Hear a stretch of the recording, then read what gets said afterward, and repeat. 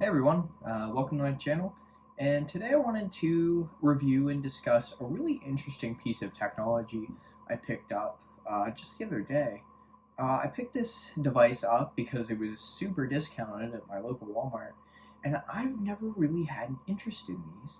But when I saw it as discounted as it was, I really wanted to just grab it and try it out and see why everyone loved these so much.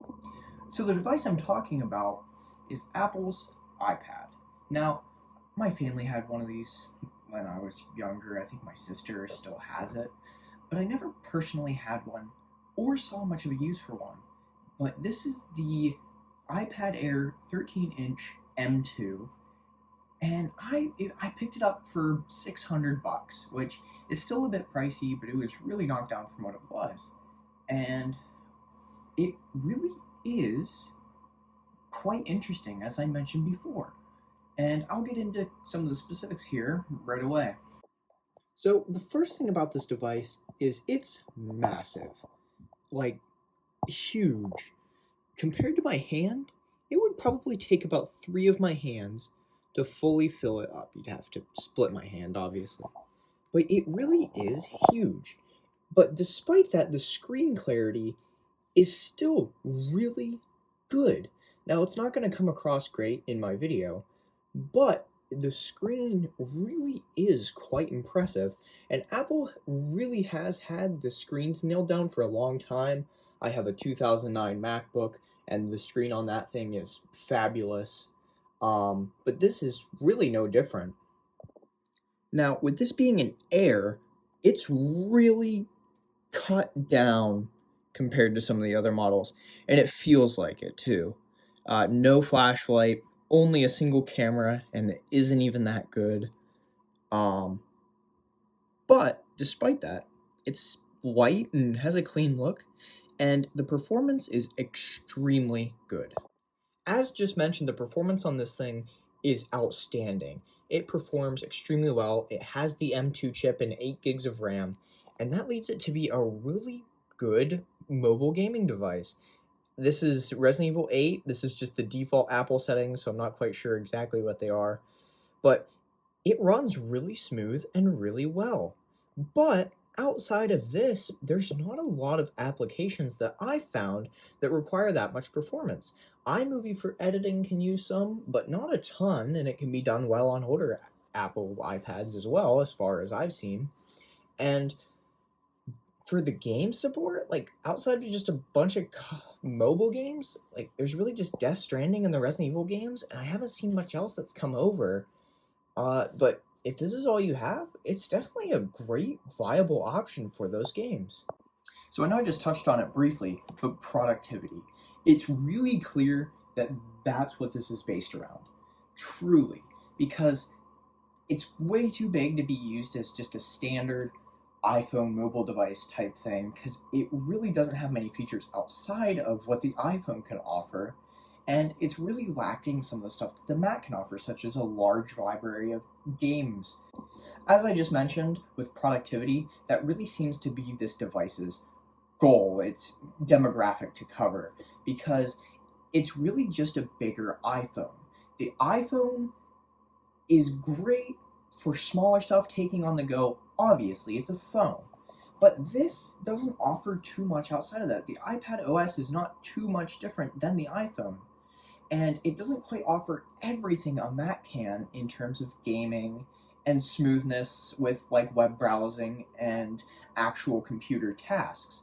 So when it comes to this, there's many features built in that show that it's really just a productivity device. Split screen, the Apple Pen support for it, the Magic Keyboard support.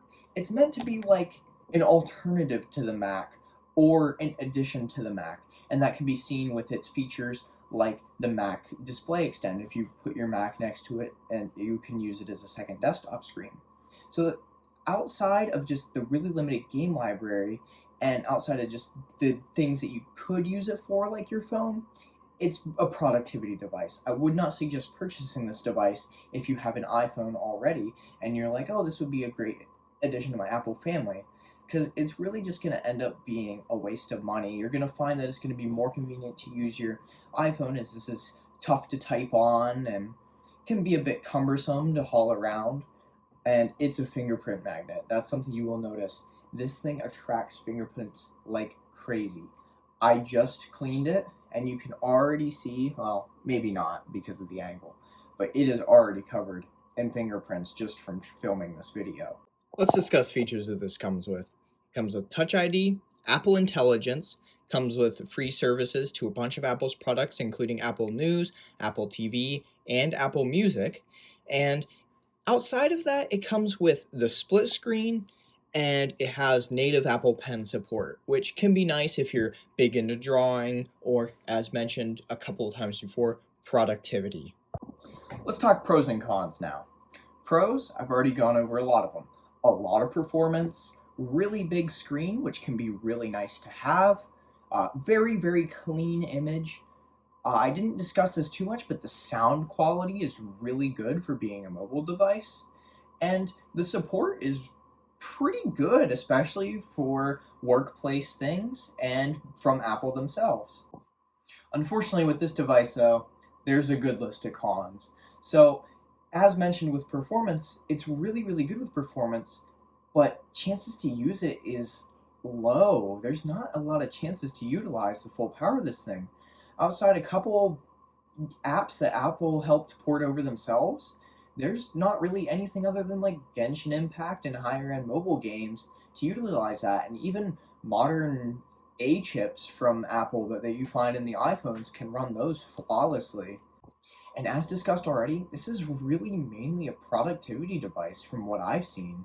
If you have an iPhone already and you want something like bigger to work on, you're gonna find that there's not a lot of things that you can do on this that you can't do on your iPhone, unless you have a job where you're drawing or stuff like that, designing, because it doesn't offer anything outlandishly creative that the iPhone can't manage already.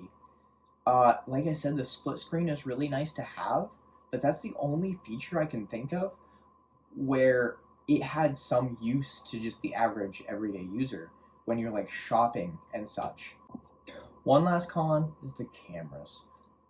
They're not great. They often are fuzzy and leave a lot to be desired. I recorded my previous video on the 3DS, which I'll link at the end of this, on it, and it really didn't turn out well. The audio didn't record great, which I know isn't the cameras, but the cameras were kind of fuzzy and left a lot to be desired.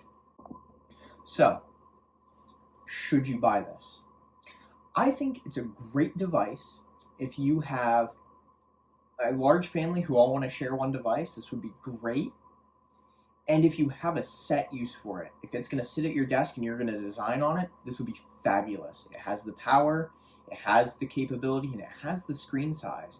And I know they come in the 11-inch, but I really suggest getting the 13. It's really nice to have, and it wasn't that much more expensive, especially because these are on sale, like everywhere. They're on sale in Best Buy. I saw a couple for sale on Newegg. I think they're cleaning out to get new ones in, and I'm all here for it. But if you buy it like I did, just expecting something neat and you could find a use for it, if you have an iPhone already, you're going to have a tough time finding that. Now, I did order a nice MagSafe stand for my desk. I'm going to set it on there and use it maybe for like Discord or something like that, but that's all I could think of, and this is a pretty expensive Discord device. So in summary, if you know what you're going to do with it, shoot for it. It's a great device all around. But as mentioned, the price wouldn't justify just having it be a Discord device, or you might find yourself purchasing it and then having no use for it. But great product. I love it. And thanks for watching my video, and I'll see you guys next time.